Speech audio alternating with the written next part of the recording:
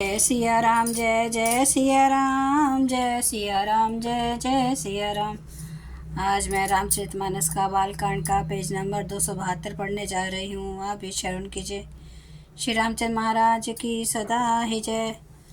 मंगल शगुन सुगंध सुहाए, बहु भांति महिपाल पढ़ाए। दगी जुअरा उपहार अपारा, भरी भरी कांवरी चले कहारा। तथा बहुत प्रकार के सुगंधित एवं सुहावने मंगल द्रव्य और शगुन के पदार्थ राजा ने भेजे। दही, चूड़ा और अगनत उपहार की चीजें कांवरों में भर भर कर कहार चले।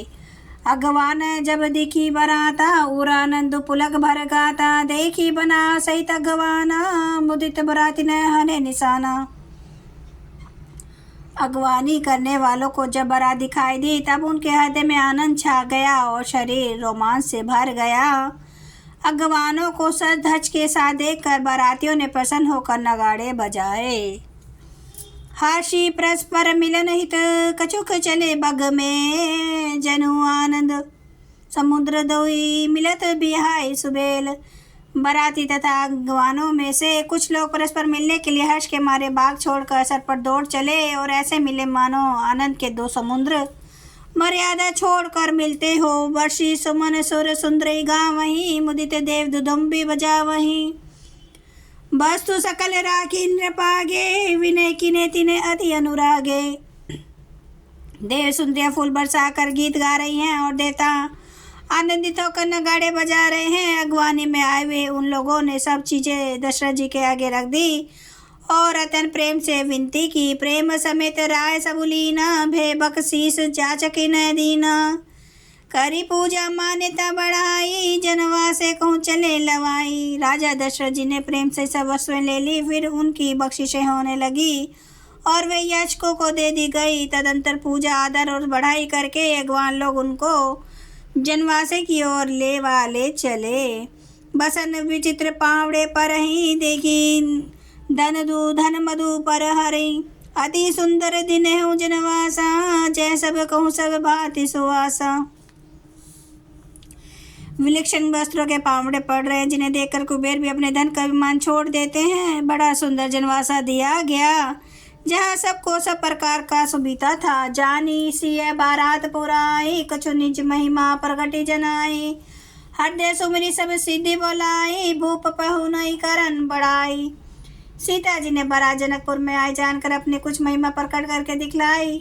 हृदय में स्मरण करके सब सिद्धियों को बुलाया और उन्हें राजा दशरथ की मेहमानी करने के लिए भेजा। सिद्धि सब सियासु अकनी गई, जहाँ जनवास लिए संपदा सकल सुख, सुरपुर भोग विलास। सीता जी के आज्ञा सुनकर सब सिद्धियाँ जहाँ जनवासा था, वहाँ सारी संपदा सुख और इंद्रपुरी के भोग विलास को लिए वे गई। निज निज बास बिलो की बाराती, सुर सुख सकल सुलभ सब भांति। विभव वेद कछु कहु न जाना, सकल जनक कर करें बखाना। बारात ने अपने अपने ठहरने के स्थान देखे तो वहाँ देवताओं के सब सुखों को सब प्रकार से सुलभ पाया। इस ऐश्वर्य का कुछ भी भेद कोई ना जान सका। सब जनक जी की बढ़ाई कर रहे हैं। सिय महिमा रघुनायक जानी, हर्षे हृदय हेतु पहचानी। पितु आगमनु सुनत दो भाई, हृदय न अति आनंद समाई। श्री रघुनाथ जी ये सब सीता जी की महिमा जानकर और उनका प्रेम पहचान कर हृदय में हर्षित हुए।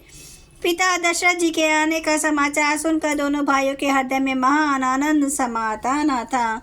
सब कुछ न कही न सकत गुरु पाही, पितु दर्शन लालचु मन माही। विश्वामित्र विनय बड़ी देखी, उपजा उर संतोष विशेषी।